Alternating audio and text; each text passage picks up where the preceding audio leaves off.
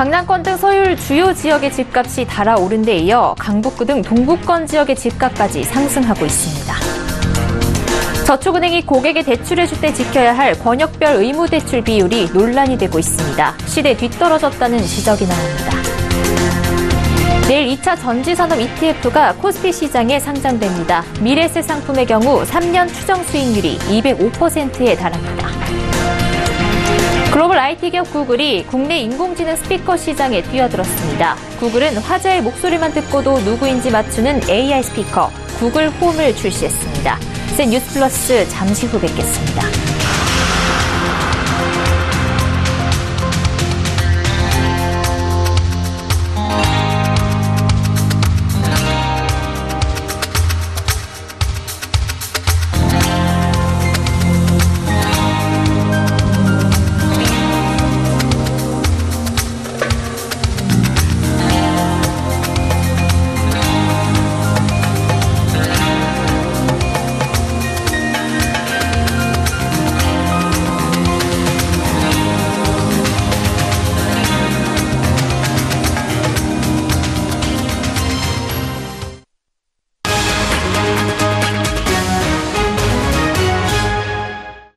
시청자 여러분 안녕하십니까? 센 뉴스 플러스 양한나입니다. 강남권을 비롯해 서울 주요 지역에서 집값이 달아오르자 상대적으로 덜 오른 강북구 등 동부권 지역까지 집값이 들썩이고 있습니다. 비교적 싼 가격의 아파트를 구하려는 실수요자들이 몰리면서 매물은 나오는 즉시 거래되고 있습니다. 유민호 기자가 보도합니다. 서울 강북구의 한 아파트 단지입니다. 3,800가구에 이르는 대규모 단지지만 매물은 씨가 말랐습니다. 특별한 호재가 없었지만 지난달 5억 2천만 원에 거래된 전용 면적 114제곱미터가 이달 들어 4,300만 원 오른 5억 6,300만 원에 매매됐습니다. 서울에서 낮은 가격으로 집을 장만할 수 있는 마지막 기회란 생각에 실수요자가 몰린 겁니다. 주변과 워낙 차이가 나다 보니까 사람들이 밀려서 오잖아요. 밀려서 오는데 그 가격대 이제 찾는 사람들이 여기밖에 없이 오는데 여기도 지금 물건이 마땅한 게 없으니까. 강북구는 지난주 서울에서 가장 높은 아파트값 상승률을 보였습니다. 근처 노원구 역시 오름세가 가팔랐습니다. 강남권을 비롯해 서울 주요 지역에서 집값이 달아오르자 이젠 동부권 지역까지 덩달아 들썩이는 것으로 풀이됩니다. 가을이 사철을 맞아서 무주택자들의 불안 심리가 심해지면서 상대적으로 저렴한 주택 쪽으로 수요자들이 몰린 것으로 분석이 됩니다. 집값 오름세가 서울 전 지역으로 확산하면서 정부의 고민은 깊어질 것으로 보입니다. 정부는 이르면 이번 주 수요와 공급을 총망라한 부동산 종합대책을 내놓을 예정입니다. 서울경제TV 유민호입니다.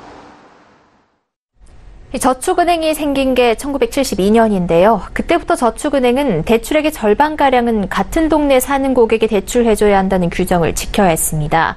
지역금융기관으로서의 역할을 해야 한다는 이유 때문입니다. 전국을 상대로 비대면 금융거래가 일반화된 지금 기준으로는 시대에 한참 뒤떨어졌다는 생각이 드는데요. 금융당국이 이 규제를 아직 없애지 않는 이유를 알아봤습니다. 이하라 기자입니다. 저축은행은 고객에 대출을 해줄 때 지켜야 할 권역별 의무대출 비율이 있습니다. 권역은 서울 등 모두 6개로 나뉘는데 서울과 인천, 경기 등 2개 권역은 저축은행 지점이 있는 해당 지역의 고객에 50% 이상을 대출해줘야 하고 나머지 4개 권역은 40% 비율을 지켜야 합니다. 저축은행은 권역별 비율을 맞추다 보니 아무리 우량 고객이어도 다른 권역의 고객이면 대출을 해주지 못하는 경우가 생깁니다. 고객도 특정 저축은행에서 대출받고 싶어도 자기가 사는 지역에 없으면 불가능합니다. 정부는 1972년 상호저축은행법이 제정됐을 때 저축은행의 지역금융기관의 역할을 기대했습니다. 금융서비스로부터 소외되기 쉬운 지역에 의무대출 비율을 둔 이유입니다. 그러나 지금 우리나라의 금융환경은 완전히 달라졌습니다. 모바일 거래가 주를 이루고 있고 점포가 아예 없는 인터넷은행이 비대면으로 수신과 여신 업무를 진행하는 시대가 됐습니다. 사실상 금융산업의 지역 구분이 사라진 겁니다. 저축은행 중앙에는 금융위원회에 햇살론, 사이돌 대출 등 정책 금융상품에 한해서라도 권역별 의무대출 비율 기준을 완화해달라고 건의하고 있습니다. 이에 대해 금융당국 관계자는 금융 환경이 변화한 것은 맞지만 저축은행은 여전히 지역금융기관으로 해야 할 역할이 있다고 본다고 답했습니다. 서울경제TV 이하라입니다. 국내 첫 2차 전지 산업 ETF가 내일 상장됩니다. 2차 전지란 충전을 통해 반영구적으로 사용할 수 있는 화학 전지를 말하는데요. 전기차 등 4차 산업 업종의 주요 부품으로 사용되기 때문에 관련 종목의 주가도 더 상승할 것이란 전망이 나오고 있습니다. 김성훈 기자가 보도합니다. 한국거래소에 따르면 12일 국내 첫 2차 전지 산업 ETF가 코스피 시장에 상장될 예정입니다. 이번에 상장하는 ETF는 총 2종목으로 삼성자산운용의 코덱스 2차전지 산업 ETF와 미래에셋자산운용의 타이거 2차전지 테마 ETF입니다. 삼성자산운용의 코덱스 2차전지 산업 ETF는 금융정보업체 FN가이드의 FN가이드 2차전지 산업지수를 기초지수로 활용하는 ETF입니다. LG화학, 삼성 SDI, SK이노베이션, 포스코, 에코프로 등 총 25개 종목으로 구성됐고 시뮬레이션 결과 1년 수익률은 6%, 3년 수익률은 124.64%입니다. 2차 전지의 산업적 중요성이 확대되고 있고요. 성장세가 예상되기 때문에 2차 전지 산업에 분산해서 투자할 수 있는 가장 최적의 상품이라고 할 수 있겠습니다. 미래에셋자산운용의 타이거 2차전지 테마 ETF 역시 금융정보업체인 YGFN의 YG 2차전지 테마 지수를 기초로 하고 있으며 시뮬레이션 수익률은 1년이 25.8%, 3년이 205%입니다. 총 23개 종목으로 구성됐으며 비중 상위 종목은 포스코 캠텍, 일진 머티리얼즈, LG화학, 삼성 SDI, SK이노베이션 등입니다. 2차 전지란 충전을 통해 반영구적으로 사용할 수 있는 전지로 전기차, 에너지 저장 장치 등 4차 산업 업종의 필수 부품으로 활용되고 있습니다. 몇 년 전부터 4차 산업이 세계적 화두로 떠오르면서 중요 부품인 2차 전지 관련 업종의 주가와 실적이 더 오를 것이라는 전망도 잇따르고 있습니다. 서울경제TV 김성훈입니다. 통신사부터 포털사까지 요즘 IT 기업들은 너도 나도 인공지능 AI 스피커를 내놓고 있는데요. 국내 AI 스피커 경쟁에 글로벌 IT 기업 구글까지 가세했습니다. 이보경 기자가 보도합니다. 나는 누구야? 어떻게 잊어버릴 수가 있겠어요? 이키기님. 내 이름이 뭐야? 지연님이시죠? 화자의 목소리로 누군지를 파악하는 AI 스피커.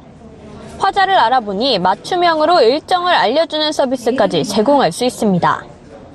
글로벌 IT 기업 구글이 선보인 AI 스피커 구글 홈입니다.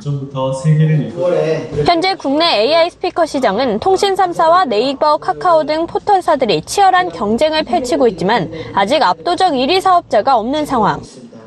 여기에 글로벌 AI 스피커 시장의 강자로 꼽히는 구글이 국내 시장에 진출해 지각 변동을 예고하고 있습니다. 구글의 AI 스피커는 방대한 데이터가 가장 큰 장점이지만 한국어 인식률도 국내 기업을 압도할 수 있을지는 의문이었습니다. 하지만 오늘 구글은 시연을 통해 문맥을 이해해 자연스럽게 대화할 수 있는 수준까지 왔다는 것을 증명했습니다. 올해 추석이 언제야? 내년엔? 추석 말씀이세요? 2019년. 구글은 앞으로 오픈 플랫폼을 기반으로 다양한 개발사들과 협력해 콘텐츠를 보강할 것이라고 밝혔습니다. 저희는 항상 열린 생태계를 추구하기 때문에 다양한 파트너들이 구글 어시스턴트 위에 자신들의 서비스를 올릴 수 있게 지원을 하고 있어서 더 많은 한국 파트너들이 구글홈을 지원할 것으로 기대하고 있습니다. AI 스피커는 단순히 제품의 판매에서 끝나는 것이 아니라 다양한 서비스와 연동해 인공지능 생태계에 주도권을 줄 수 있다는 점에서 의미가 있습니다. 구글의 상륙이 국내 AI 스피커 시장에 어떤 변화를 가져올지 주목됩니다. 서울경제TV 이보경입니다. 오늘 일자리위원회가 바이오와 지식재산 분야 등에서 10만 개가 넘는 일자리를 창출하겠다는 구상을 내놨습니다. 의료용 로봇과 신약 개발에 박차를 가하기 위해 각종 법령을 정비하고 관련 산업에 대한 적극적인 투자가 이루어지도록 규제 개선에 나서겠다는 건데요. 주요 내용을 고현정 기자가 정리했습니다. 정부가 앞으로 5년간 바이오 헬스, 소프트웨어, 지식재산 분야에서 11만 2천 개의 일자리를 만들겠다고 발표했습니다. 규제를 혁신하고 근거법을 재개정해 미래 유망 산업을 적극 지원하겠다는 겁니다.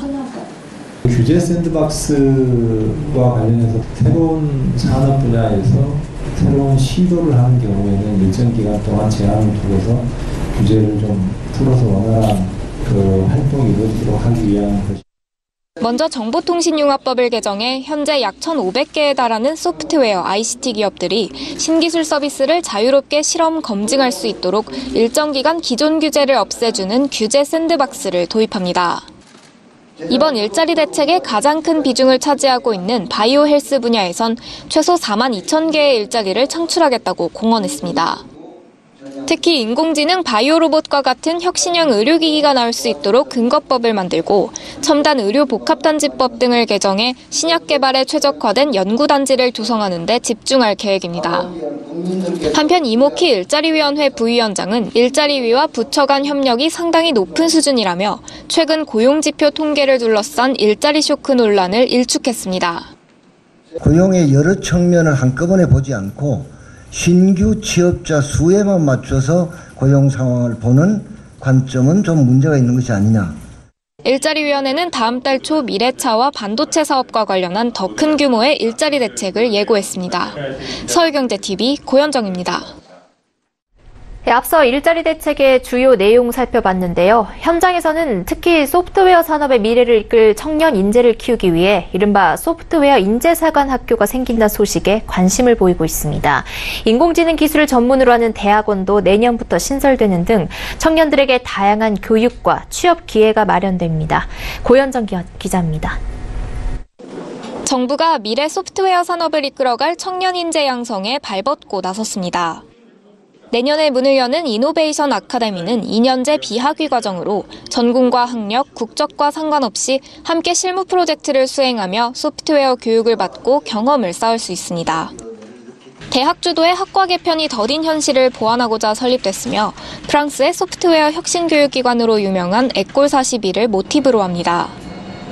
또 AI 전문 대학원을 앞으로 5년간 6개 신설해 석박사급 고급 인재를 육성하고 기존 대학 학부에서 운영하던 소프트웨어 중심 대학도 확대해 청년 인재 44,000명을 육성하며 역량 미스매치를 해결하겠다고 밝혔습니다. 소프트웨어 산업 분야는 대표적으로 인력 부족을 호소하는 직종입니다. 일종의 미스매치 현상인데요. 공급은 있지만 수요 있는 기업의 수준을 맞추지 못하는 부분들이 있습니다. 또 올해부터 코리아 IT 펀드와 민간 출자로 1조 2천억 원 규모의 ICT 벤처 펀드와 청년의 기술 창업을 돕는 총 100억 원가량의 창업 바우처도 신설됐습니다. 이외에도 블록체인 등 유망 소프트웨어 개발 프로젝트를 위한 24시간 개방형 복합 공간인 ICT 이노베이션 스퀘어를 내년 상반기에 열고 벤처밸리인 소프트웨어 드림센터도 2021년까지 구축해 창업하기 좋은 환경을 조성합니다. 한편 정부는 소프트웨어 적정 가격에 구매하는 제도를 마련할 계획이며 소프트웨어 기술자들이 학력이나 스펙 중심이 아닌 직무 능력으로 대우받도록 하는 산업 생태계 문화 개선에도 나설 예정입니다. 서울경제TV 고현정입니다. 작년 신한은행은 KB국민은행에 1위를 내주고 10년간 맡아온 국민연금 주거래은행을 빼앗기는 등 자존심을 구겼는데요. 올해는 서울시 금고에 이어 인천시 금고까지 굵직한 입찰에서 연전연승하고 있습니다. 승부처마다 아낌없이 투자하는 이 위성호 행장의 통큰 결단이 한 해만에 반전을 이끌어냈다는 평가입니다. 정훈규 기자입니다. 인천시는 지난달 말 내년부터 4년간 인천시 금고를 운영할 금고지기로 신한은행을 선정했습니다. 하나금융지주 본사 이전 등을 내건 KB 하나은행의 도전이 거셌지만 신한은행이 10년간 맡아온 인천을 수성한 겁니다. 또 앞서 지난 5월 서울시 금고 입찰에서 신한은행은 우리은행의 104년 독점마저 무너뜨렸습니다. 이후 서울시내 구금고 경쟁에서는 우리은행에 밀리고 있지만 100년 넘는 서울시와 우리은행의 관계를 고려하면 성과가 적지 않다는 평가입니다. 업계에서는 시중은행 간 자본 건전성 등에서 큰 차이가 없는 만큼 위성호 신한은행장의 통큰 출연금 결정이 승패를 가른 것으로 보고 있습니다. 시금고 선정 때 출연금은 은행이 시의 돈을 맡아 발생하는 수익을 지역사회에 환원하는 취지에서 내는 기부금입니다. 신한은행은 이번 시금고 선정으로 인천시에 약 1,200억 원, 서울시에 3,000억 원의 출연금을 내기로 했는데 모두 4년 전에 2배가 넘습니다. 국내 프로스포츠 사상 최고 금액으로 맺은 KBO 리그와의 타이틀 스폰서 계약도 위행장의 과감한 결단으로 성사됐습니다.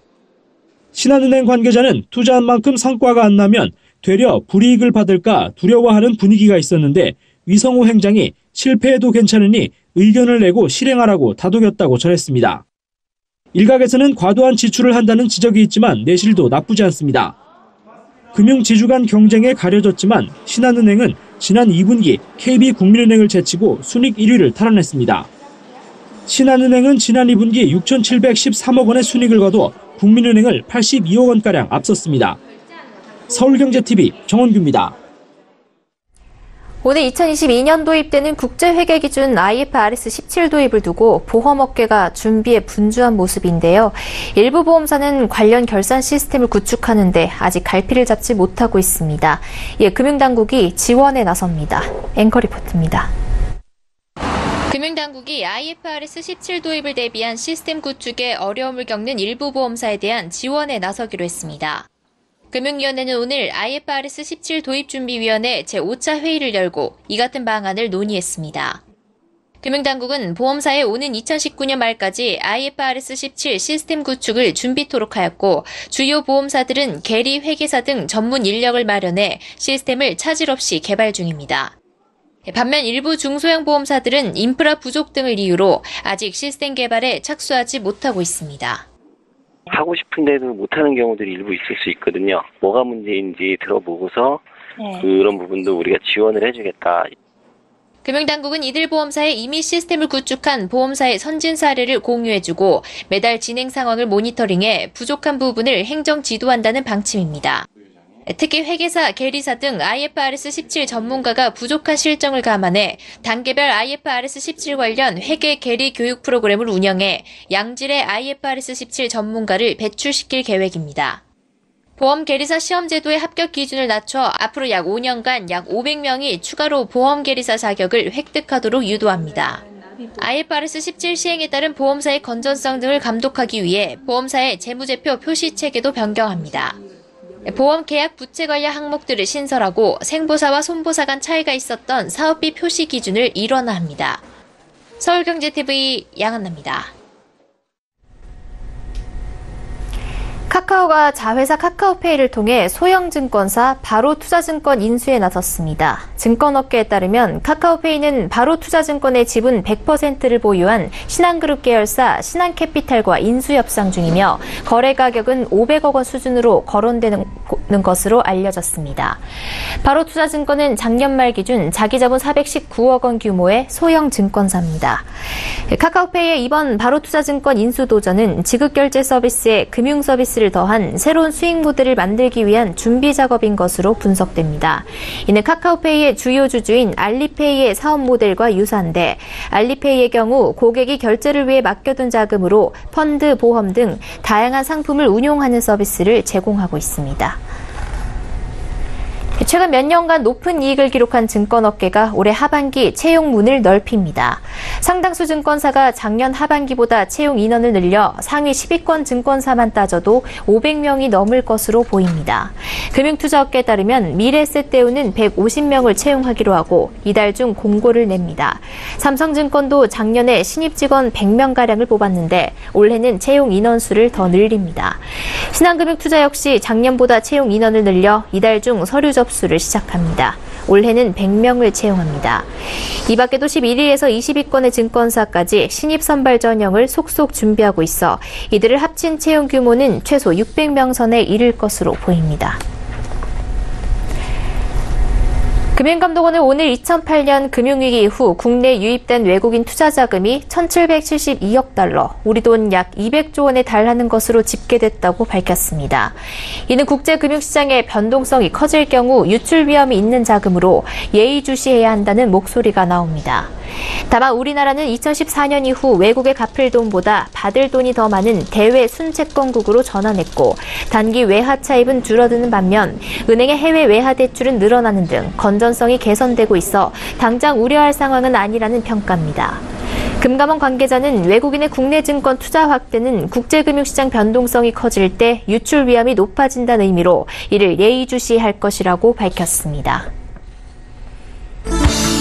한국교통안전공단에 따르면 올해 상반기 불법 튜닝과 등록 번호판 위반, 안전기준 위반 등 불법 차량으로 적발된 사례가 만여 건에 달합니다.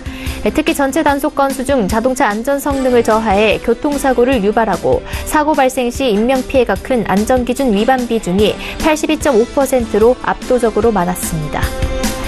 앞으로 보험 상품을 파는 홈쇼핑이나 1분이 넘는 긴 TV 광고에서 주요 내용을 광고 마지막에 작은 글씨로 쓰고 빠른 음성으로 읽어내려가지 못하게 됩니다. 금융위는 오늘 보험 소비자가 방송 시청만으로 보험 상품의 유불리 내용 등을 손쉽게 이해할 수 있도록 하겠다고 밝혔습니다. GS 슈퍼마켓이 고객이 직접 계산하는 셀프 계산대를 올해 안에 50개 점포로 확대합니다. GS 슈퍼마켓은 작년 서울 광진 화양점에 2대의 셀프 계산대를 설치해 현재까지 9개 점포에 20여 대 셀프 계산대를 운영하고 있다며 올 연말까지 50개로 확대하겠다고 밝혔습니다. 기업은행이 오늘 국내 은행 가운데 처음으로 중소기업 대출 잔액이 150조 원을 돌파했습니다.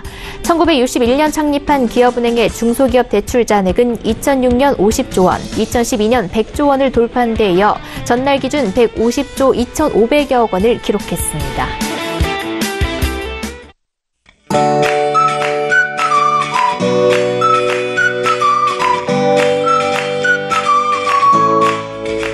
안녕하세요. K웨더 라이프스타일 예보 최수입니다. 내일도 아침 저녁으로는 선선하지만 한낮에는 서울이 27도까지 오르는 등 덥겠습니다. 그 밖의 지역도 수원, 청주, 광주, 전주 28도로 덥게 느껴지겠습니다. 일교차가 큰 전형적인 가을 날씨가 되겠습니다. 다행히 비 소식은 없습니다. 고기압 가장자리에 들면서 대체로 구름만 많겠습니다. 다음은 자세한 지역별 내일 날씨를 나절 예보를 통해서 살펴보겠습니다. 중부지방 구름만 많겠습니다. 아침 기온 낮겠지만 낮 기온 서울 27도, 수원과 청주 28도로 덥겠습니다.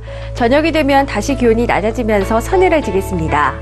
동해안 지방도 구름만 많은 가운데 동풍의 영향을 받으면서 낮 기온 속초와 강릉 23도로 상대적으로 선선하겠습니다. 남부지방도 대체로 구름만 지나겠지만 제주도와 남해안은 오전 한때 산발적으로 빗방울이 떨어질 때가 많겠습니다. 아침 저녁으로는 쌀쌀하지만 한낮엔 덥겠습니다. 광주, 전주 28도가 예상됩니다. 남해와 동해 남부 해상으로는 풍랑특보가 발효 중인데요. 내일도 남해와 동해상으로 물결이 최고 4m로 매우 거세게 일겠고 서해상으로도 높게 일겠습니다. 모레 목요일에 제주도부터 비가 내리기 시작해 금요일에 전국으로 확대된 뒤 토요일에 그칠 전망입니다. 이번 주말 나들이 계획하신다면 비 소식이 없는 일요일이 좋겠습니다. 날씨였습니다. 센 뉴스 플러스 여기까지입니다. 시청해주신 여러분 고맙습니다.